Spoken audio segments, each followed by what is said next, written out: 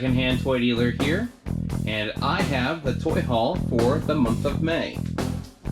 These are the items that I have picked up since the last toy haul that I showed.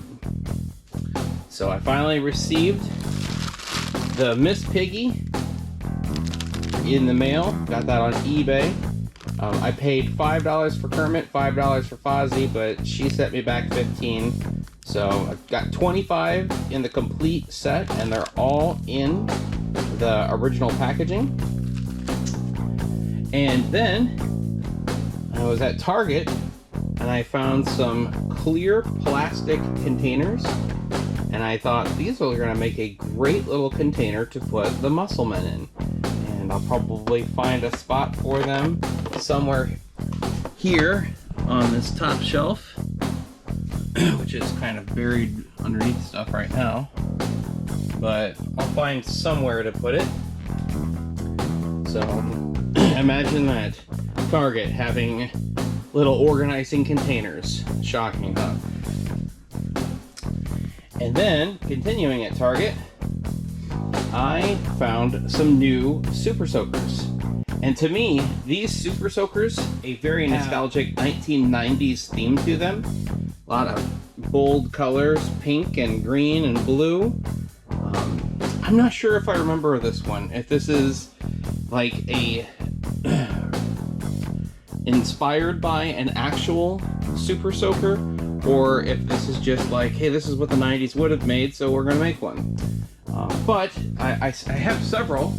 I have the 100, and this is just a kind of like a reimagined 100, and it's actually manufactured by Nerf now. And then I have the 50.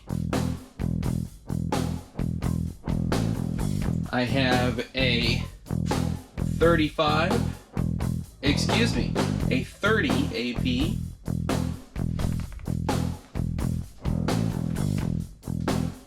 And then a 20 AP. And this is where I'm going to set this little 35 here. Just like that. And then the 55 is going to go right here over top of Mario Kart. I really can't imagine them making anything else that is something that I'm going to want to get for display. I do like the idea that they kind of went from, they had these cardboard sides on last year's model, or however many years ago it was, and now they've got like a streamlined, sleek, no sides. And I like to appreciate sharp looking packaging, and I think that looks nicer that way than it did with the previous renderings. Then I found a Cobra Commander, the 6-inch retro card, and you can see he's got that really what do they call that, chrome vac applied, really polished metal face. So he's going to go on the peg there. We'll peg stack that, and that really kind of brings that out to about the depth of everything else, and that to me looks better than it did with just two on there. So that's kind of fun. And then I was at a toy show and I purchased this Titanium Series diecast Millennium Falcon. And I was really surprised the guy had this new in package for just $20. Looks real clean. It's sealed, new in package. And I don't have a Millennium Falcon this size, or from this brand here. So I do have the smaller Titanium Series Millennium Falcon, but not one this size.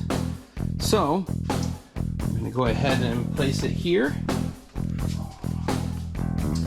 And I felt like I was real lucky to have gotten it, because there was a guy just ahead of me that was looking at it, and he set it down, and I had already seen the price tag on it, and I was like, yeah, I think I'm going to go ahead and pick this up for 20 bucks.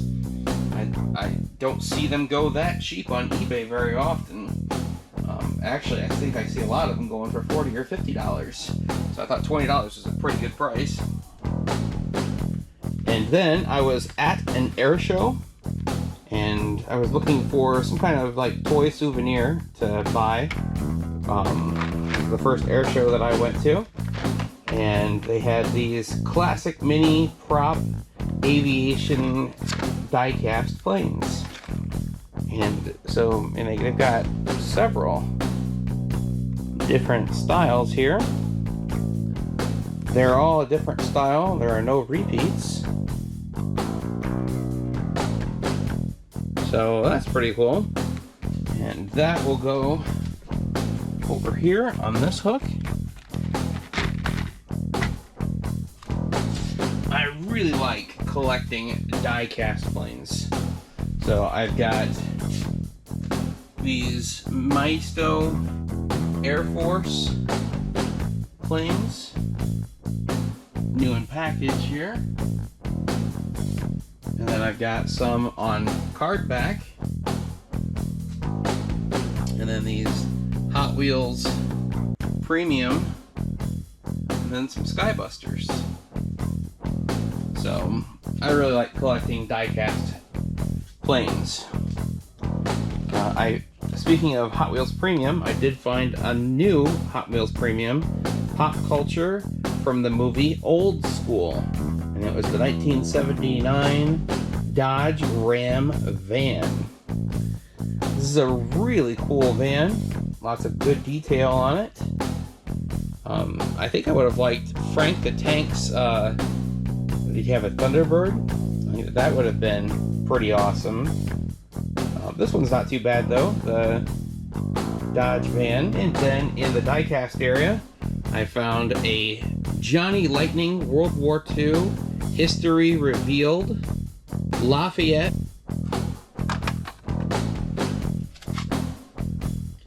So War Daddy was from the movie Fury, and Fury was loosely based on Lafayette Pool's story, but they didn't name the tank Fury.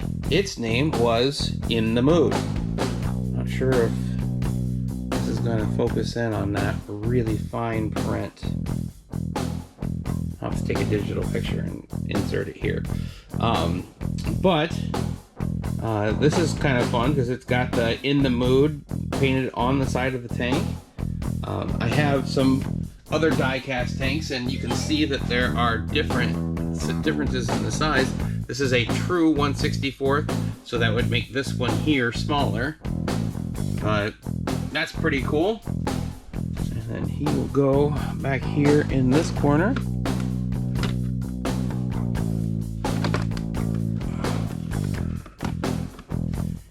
And then I have been purchasing lots of these mini brands, and I got another frozen moment. Got the corn flake or the frosted flakes being poured into a bowl out of the box. I do have a KFC dipping into ketchup, and then a Pizza Hut stuffed crust pizza being sliced being pulled out of the box. So it's always fun to get one of the chase pieces. And then finally, I picked up a Alf Born to Rock action figure. And this is a really cool figure. You've got the record of Alf. You've got Alf with a denim jacket. I am not a big fan of soft goods, but I mean, I guess it's okay. Comes with the saxophone, guitar, a mic stand, some sunglasses, a microphone. So it's got a lot of really neat accessories. Shows the different ways that you can pose him with his bandana or his glasses. You'd be using his saxophone. I wish that they maybe even made a second one to do all the other characters, like with him playing the piano with his wig on.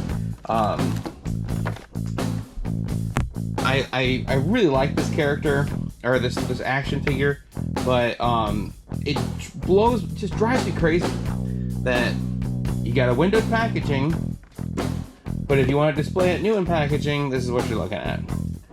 So I don't exactly know where I will even put this. I'd have to find something of similar size and bump it off of the pegboard to make room for the new item.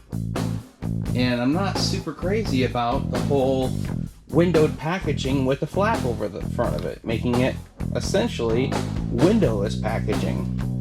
So I might end up taking him out of the box and displaying him somewhere in the glass display case.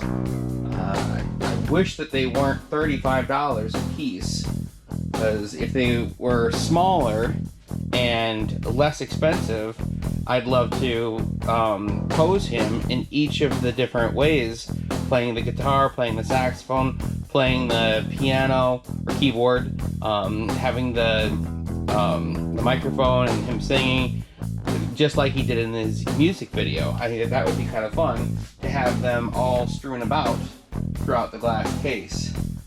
But I am not going to spend that much money setting that up. So I'll figure out which way I like to set him up, probably with the guitar, and put him somewhere in the glass display case so you can appreciate the action figure instead of the windowless packaging.